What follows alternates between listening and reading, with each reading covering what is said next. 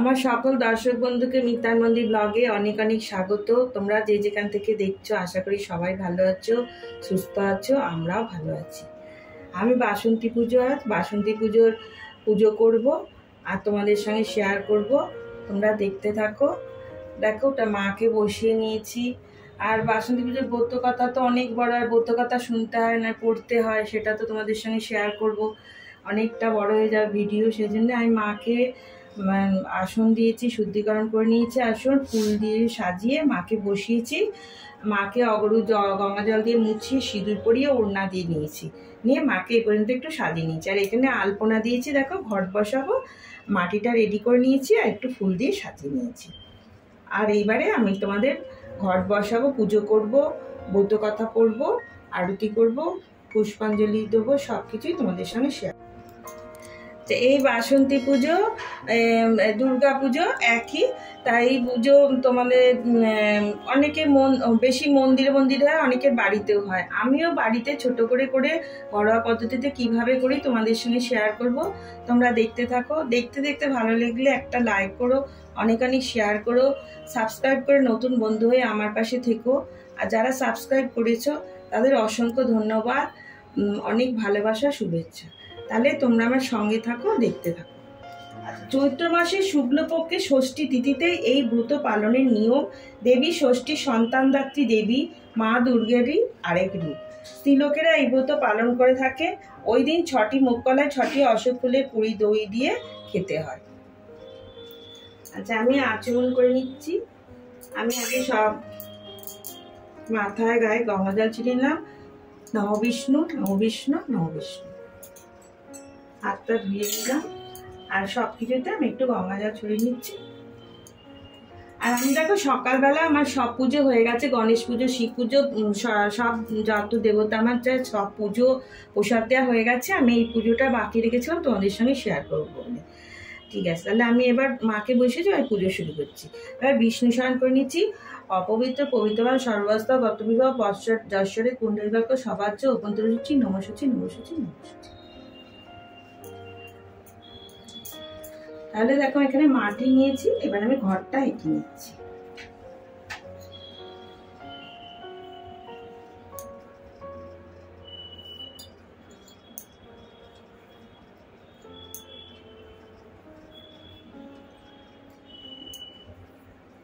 ঘরটাকে বসিয়ে নিই, তারপরে আমি মাকে সাজাবো।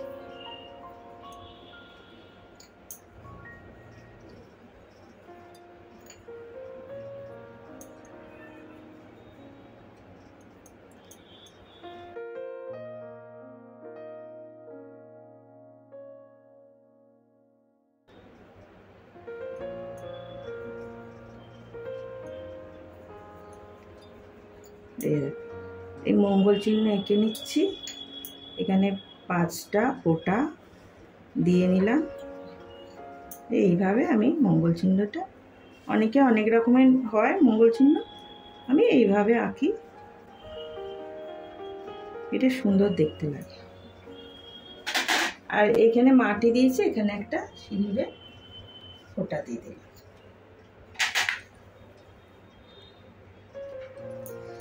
এইবারে আমি এই যে মাটি এখানে একটু পঞ্চশস্য ছড়িয়ে দিচ্ছি, পঞ্চশস্য দিয়ে বসাবো।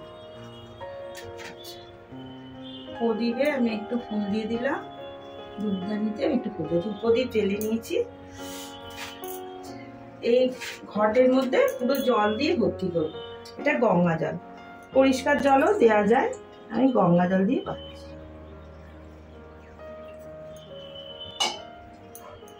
আচ্ছা, আমি এটা বসাচ্ছি।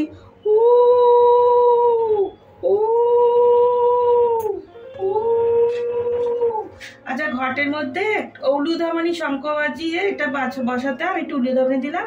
আর আমি একটা হর্তুকি আর একটা সুপুরি ঘটের মধ্যে দিলাম।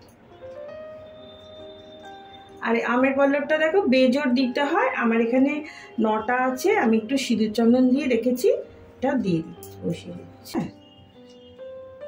বড় তো একটু কেটে নিতে হবে।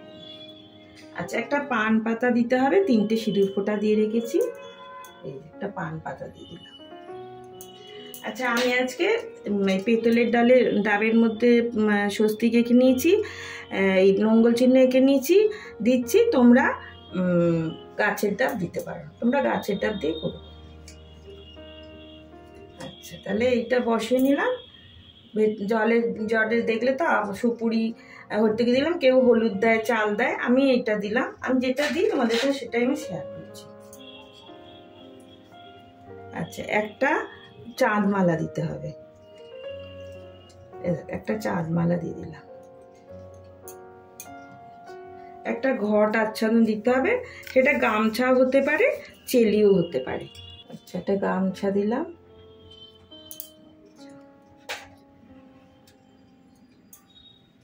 এবার একটা মালা দিলাম, একটা মালা দিলাম।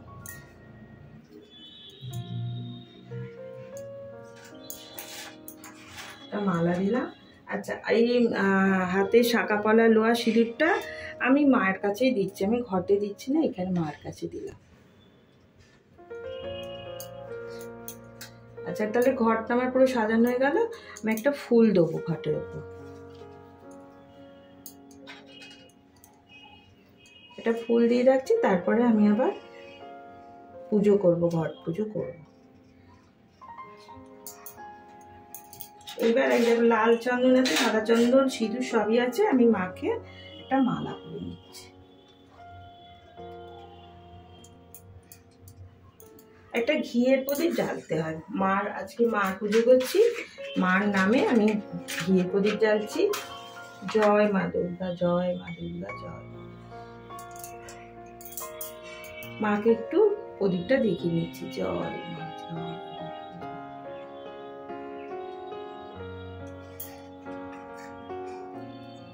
এখানে ধূপও জ্বেলেছি, একটু ধূপটা দেখিয়ে নিচ্ছি।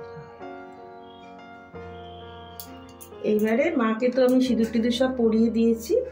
আচ্ছা, এইবারে আমি একটু ঘটে পুজো করে নিচ্ছি, তারপরে মাকে মার চরণে ফুল। আমি আগে গণেশ ঠাকুরের পুজো করে নিচ্ছি। আমি সকালবেলা গণেশ পুজো করেছি, জানো তো, সব পুজো হয়ে গেছে বললাম তোমাদের কাছে, আমি তাও করছি।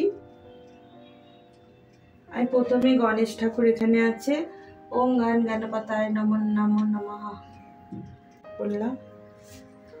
মা দুর্গার আছে, মা দুর্গাকে একটু পুজো করে ফুল দিই। ওম শ্রী দুর্গা ওই নমো নমঃ।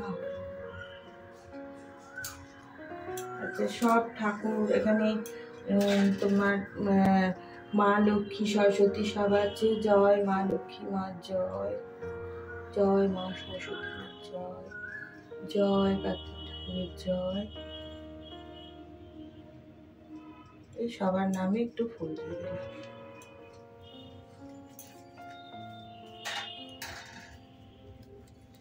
ওম গান গণপতায় নমঃ পঞ্চদেবতাভ্যৈ নমো নমঃ।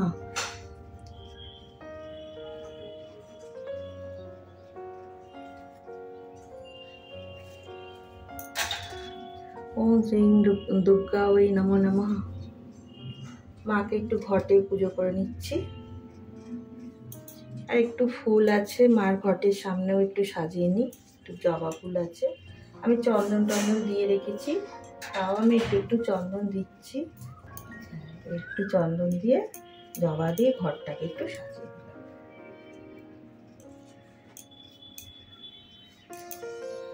আচ্ছা, তাহলে আমি সব তো পুজো দিয়েছি, মাকে ফুল দিয়েছি, একটু এই ফুল দিয়ে সাজিয়ে দিচ্ছি। এইসব দেখো জবাগুলো, এগুলো সব আমার গাছে হয়েছে। এই এত জবা আমার গাছে হয়েছে, দেখো কি সুন্দর জবাগুলো। একটু আলতা সিঁদুর টিঁদুর সবেতে একটু দিতে হয়, দিয়ে নিলাম। মাকে আর একটু ফুল দিয়ে সাজিয়ে নিই, অঞ্জলি দেবো, তার একটু ফুল আছে অনেক। জয় মা।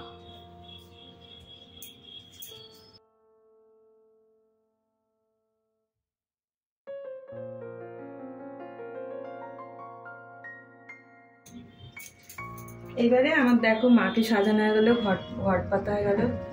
এইবারে আমি অঞ্জলি প্রসাদটা দিয়ে নেব, তারপরে আমি অঞ্জলি দেবো।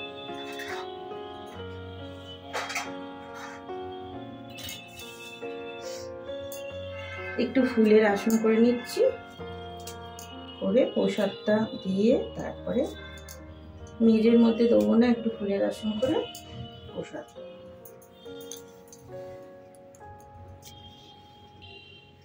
এই দেখো একটু ফল প্রসাদ, মিষ্টি, নাড়ু দিয়েছি মাকে। এই যে চিড়ে মুরগি, বাতাসা, খই। আর এইটাই মেন, দেখো এই যে মুগ কলাই, 6টা মুগ 6টা কলাই দই দিয়ে খেতে হয়, এইটা দিতে হয়। এইটা তারপরে যে আর কি উপোস করবে সে এইটা পুজোর পর খেয়ে তারপরে কিছু খাবে।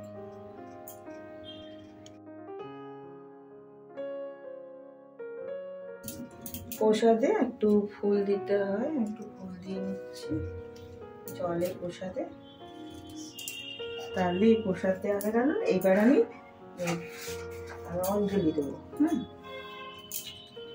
অঞ্জলি বেলপাতা, ফুল আর জবা ফুল নিয়েছি, বেলপাতা নিয়েছি আর দুর্বা নিয়েছি। এসো সচন্দন গন্ধপুষ্প বিল্ল পতঞ্জলি সাধু বাহানায় সপরিবারে শ্রী শ্রী দুর্গা দেব্যই নমো নমঃ।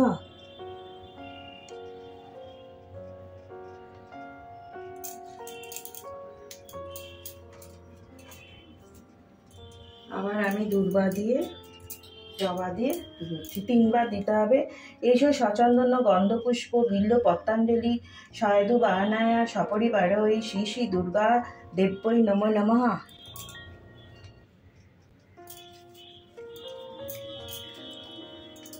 লাল চন্দন দিচ্ছি। এসো সচন্দন গন্ধপুষ্প বিল্ল পতঞ্জলি সাধু বাহানা সপরিবারে শ্রী শ্রী দুর্গা দেব্যই নমো নমঃ। এবার আমি প্রণাম মন্ত্র বলছি। সর্বমঙ্গলে মঙ্গলে শিবে সর্বার্থ সাধিকে শরণে ত্র্যম্বকে গৌরী নারায়ণী নমস্তুতে। সৃষ্টি স্থিতি বিনাশনায় শক্তিভূতে সনাতনী গুণাশ্রয় গুণাময়ী নারায়ণী নমস্তুতে। শরণাগত দীনার্থ পরিত্রাণপরায়ণী সর্বশক্তি হরে দেবী নারায়ণী নমস্তুতে। তাহলে আমি ছোট করে অঞ্জলি প্রণাম মন্ত্র বললাম, এবার আমি আরতি করব।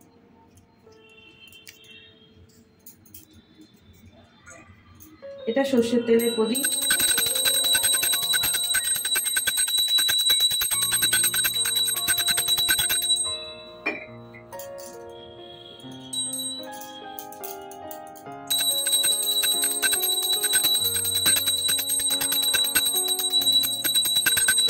এটা ঘিয়ে পঞ্চপ্রদীপ আর কর্পূর একসঙ্গে।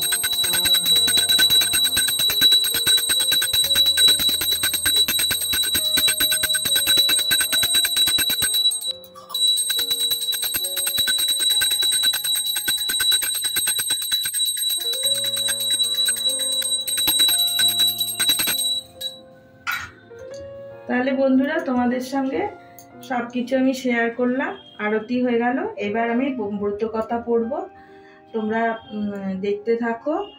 আর ব্রত কথা পড়েই আমার ভিডিওটা শেষ করব। আর তোমরা আবার তোমাদের সঙ্গে নতুন ভিডিওর সঙ্গে দেখা হবে।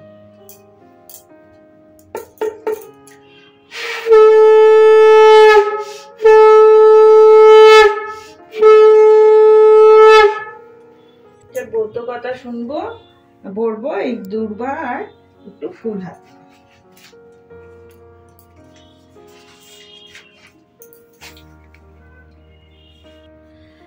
প্রাচীনকালে তপবনে এক মুনি থাকতেন। বনটির চারপাশে অনেক অশোক গাছ জন্মেছিল। মুনি একদিন সকালে ফুল তুলতে তুলতে দেখলেন অশোক গাছের গোড়ায় একটি সদ্যজাত মেয়ে কাঁদছে। মুনি মেয়েটিকে তুলে নিয়ে আশ্রমে গেলেন। মুনি ধ্যানে জানতে পারলেন সাপের ফলে হরিণরূপিণী এক স্ত্রীলোক মেয়েটিকে প্রসব করেছে। মেয়েটিকে মুনি খুব যত্ন করে পালন করতে লাগলেন, আর হরিণীটিও দুধ খাইয়ে যেতে লাগলো। অশোক গাছের নিচে জন্ম হয়েছিল বলে তার নাম রেখেছিলেন অশোকা। এইভাবে মেয়েটি বড় হতে লাগলো। এখন তার বিয়ে দেওয়া দরকার। মুনি মনে মনে ঠিক করলেন কাল সকালে প্রথম যার মুখ দেখবেন তার সঙ্গে অশোকার বিয়ে দেবেন। দৈবের লীলা কে বুঝবেন।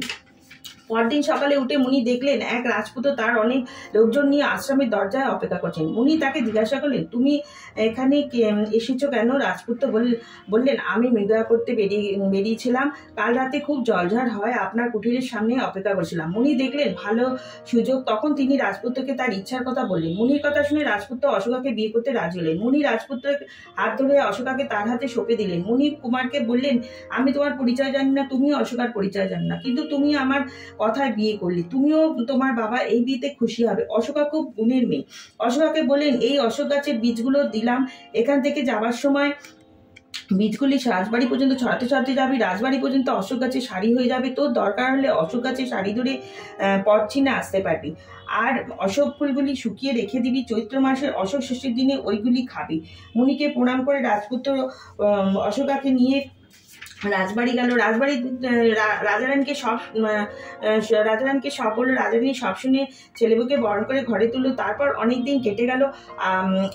অশোকার 7 পুত্র 1 কন্যা হয়েছে। রাজারানী সবাইকে বিয়ে দিয়ে স্বর্গে গেছেন। একবার চৈত্র মাসে শুক্ল ষষ্ঠীতে রাজার বাৎসরিক শ্রাদ্ধ তিথি পড়লো। অশোকা বউদের ডেকে বলেন, আজ আমি ভাত খাবো না। বউরা মুখ কলে সেদ্ধ করে দিল। সারাদিন কাজের পর সবাই ঘুমিয়ে পড়লো। পরের দিন দেখলো কেউ ঘুম থেকে ওঠেনি। দরজা ভেঙে দেখা গেল সবাই মরে পড়ে আছে। এই অবস্থায় অশোকা মুনির কথা মনে হলো। অশোকা গাছের শাড়ি ধরে মুনির কাছে গিয়ে সব বলল। তখন মুনি বলল, যখন মুখ কালে সেদ্ধ করছিলিস তখন একটা ধান পড়ে গেছিল, তাই খাবার জন্য এই পাপ, এই দুর্দশা হয়েছে। তুই এই কমণ্ডলে জল নিয়ে তাদের গায়ে ছিটিয়ে দে, সবাই বেঁচে উঠবে। মুনির কাছ থেকে জল নিয়ে তাদের গায়ে ছিটিয়ে দিতে তারা বেঁচে উঠলো। তারপর মার মাহাত্ম্য দেশের চারদিকে ছড়িয়ে পড়লো। অশোক ষষ্ঠীর ব্রত পালন করলে নিজের সন্তানেরা দীর্ঘজীবী হয়।